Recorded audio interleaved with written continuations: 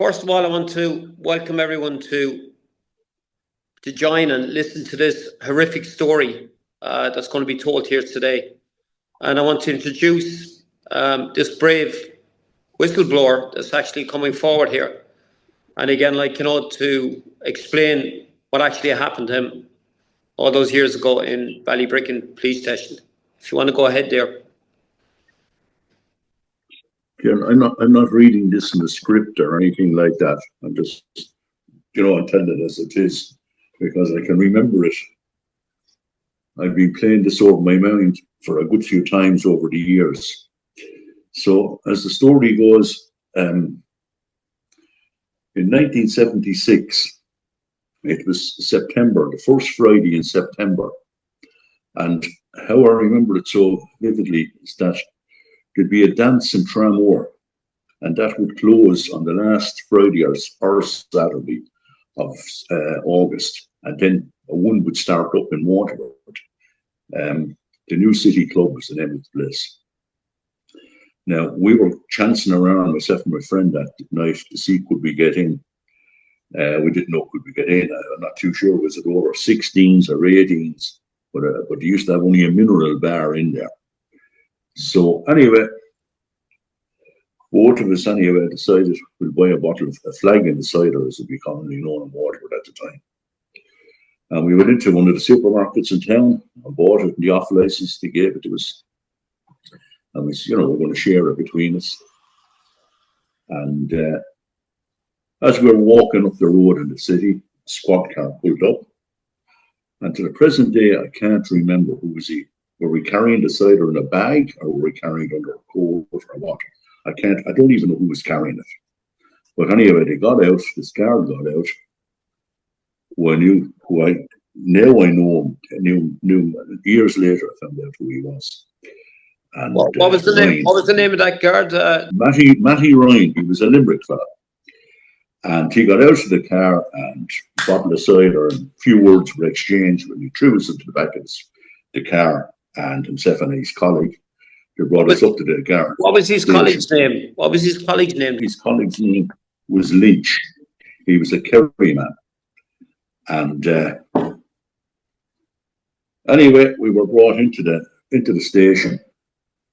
And as we were brought in the back doors into the station, we were marched to the left into a little corridor. And then there was a door to the right-hand side where we were brought in there into a room where it was these lockers where I presume they changed our clothes. And we were there a couple of seconds or whatever it was, and the next minute I got a belt, the hardest belt you could get across the face, with the palm of his hand. This was Ryan. Followed by he was screeching and I'd shouting. I don't know what he was saying, but he was just kept beating the back of my head, my ears. I was trying to duck to miss him. And eventually he gets me up by the throat up against the lockers and beats. So he was able to get see the face, and just kept beating me. Now, to me, it went on for 10 minutes. It probably lasted a minute or two. But it was horrendous. And I have no idea what he was shouting at me. Eventually, he stopped anyway, and he started on my friend then. Very same thing. He got the very, very same as I did. And after a while, then he came back and done the same to me again. And in the meantime, his friend, Mr. Lynch, was standing there watching this. Now, their age group at that time, let's say, I was 14, my friend was 15. They wouldn't have been much older than us. I'd say Lynch was only in his early 20s. Ryan, maybe late 20s. So they were only young Sims, if you like to call it themselves. But they started again anyway, this beating started again. And eventually, as I say, I often played it around in my mind. It seemed like an hour or something, but it wasn't. It could have been only 15, 20 minutes. And there was a table there, or some sort of a table of some description, or lockers, or not a locker, the place is full of lockers, but whatever it was, on a desk or something. And he told me to take my trousers down. And he kept beating me around the back of the head. And that was kind of it. Then I was raped from behind. I didn't see his penis. I could feel the pressure of the whole thing. Again, it seemed to go on forever. When he was finished, Lynch brought me back out into the hall. I never seen my friend being raped, but I did know later, as I can tell you, he was raped. He was brought out into the hall after some time anyway. The two of us were brought up to a long counter. There was papers handed. A third cop came out from behind it, at the desk, gave us papers that we signed. I had no idea what I was signing. I didn't care what I was signing. The man Ryan seemed to have disappeared at this stage. Lynch brought us to the front doors and told us to clear off. As we were going down the steps, he'd be walking out onto the top of Patrick Street there. I could see from the back of my friend's pants that he was soaked in blood. I also knew myself that I was soaked. I could feel it in the pants. We made our way home, and eventually, anyway, I went into the house. He went home his own way, whatever. I didn't want my parents to see what was ever happening or tell them or anything. I say I was completely in shock. There was no pain, actually. I don't remember any pain. It was just shock. I went out and washed myself down. I was covered in blood.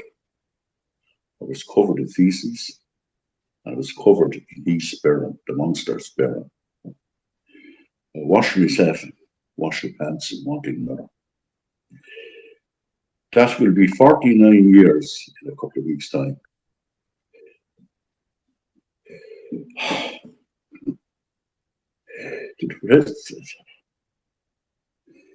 To the present day, when I meet up with my friend, we have never spoken about it.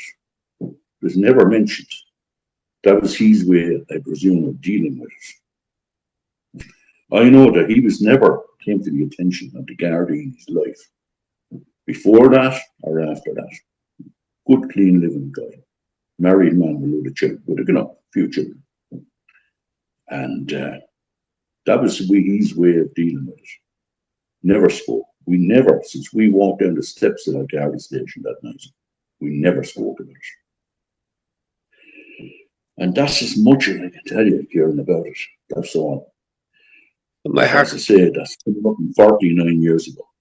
My heart goes out to you. Absolutely heartbreaking. You know, it's unbelievable to think that a human being could actually do that to another human being. You know, how many other victims are there? First of all, I want to thank you very much for coming forward. You know, you're a real hero, because by people like you coming forward can stop this from happening other people. There's hundreds of cases out there of people that are being abused like this.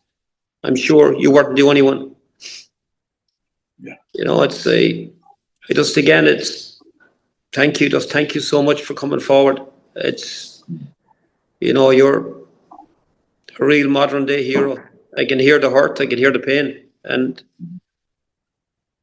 again, love you. And I'm really, really, really, really sorry you had to go through it. I'm delighted I got it out.